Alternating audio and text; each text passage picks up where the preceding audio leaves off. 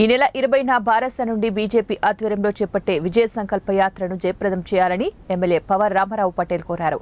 బైంసాలోని SS ginning ఫ్యాక్టరీలో BJP జిల్లా అధ్యక్షుడు అంజు కుమార్ రెడ్డి, రాష్ట్ర కార్యదర్శి పల్లె గంగారెడ్డితో కలిసి సమావేశం ఏర్పాటు చేసి ఆయన మాట్లాడారు. మూడవసారి ప్రధాని మోదీ కావాలన్న ఉద్దేశంతో కేంద్ర పార్టీ ఆదేశానుసారం ఈ కార్యక్రమాన్ని చేపట్టడం జరుగుతుందన్నారు. ఈ నెల 20న బైంసాలో జరిగే బహిరంగ సభను అస్సాం ముఖ్యమంత్రి హేమంత బిశ్వ శర్మ హాజరవుతానన్నారు. పార్లమెంటు ఎన్నికల్లో గెలిపే లక్ష్యంగా 3 పార్లమెంటు పరిధిలో 10 రోజుల పాటు యాత్ర జరుగుతుందన్నారు.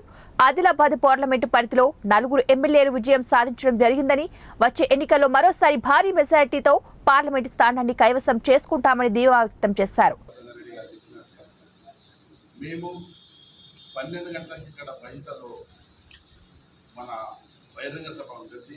ఈ బహిరంగ సభకు అస్సాం ముఖ్యమంత్రి హేమంత్ బిశ్వ శర్మ గారు వస్తున్నారు. అదేవిధంగా మా స్టేట్ నుంచి కూడా ఒక మంచి నాయకులు వస్తారు. పేరు నాకు తెలియదు, ఖచ్చితంగా ఒక నాయకులు వస్తారు.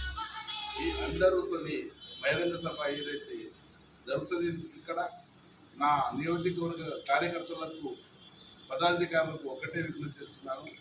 కంపల్సరీ ఈ ఏదైతే యాత్ర ఫస్ట్ టైం మన దగ్గర జరుగుతుంది, నేను నా శాసనసభ తర్వాత బహిరంగ సభ భారీ ఎత్తున దాదాపు 15,000 to 20,000 జనం రావాలా. మీరు ఎట్లా కరెక్షన్ చేస్తారు, ఎట్లా జనం దొరుకుతారు, దాని విషయం మనం చర్చ చేసుకుంటాం.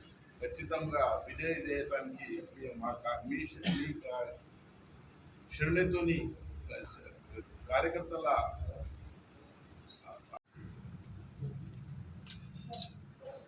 రాష్ట్ర ప్రభుత్వం, కేంద్ర ప్రభుత్వం ఆదేశాల ప్రకారం ఈరోజు ప్రెస్ మీట్ పెట్టడం జరిగింది.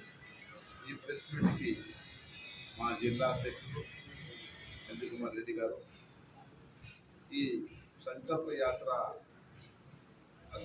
ఇన్ఛార్జ్ గంగారెడ్డి గారు, మా పార్లమెంట్ కన్వీనర్ ఆయన కుమార్ గారు, అదేవిధంగా నారాయణ రెడ్డి గారు, గంగాధర్ గారు, రాజేష్ బాబు గారు, మన రాజేశ్వర్ రెడ్డి గారు,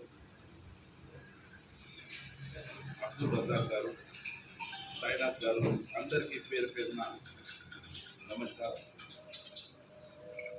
నేను గెలిచిన తర్వాత, శాసనసభ్యులైన తర్వాత మొట్టమొదటి సభ మా నియోజకవర్గంలో జరగబోతుంది.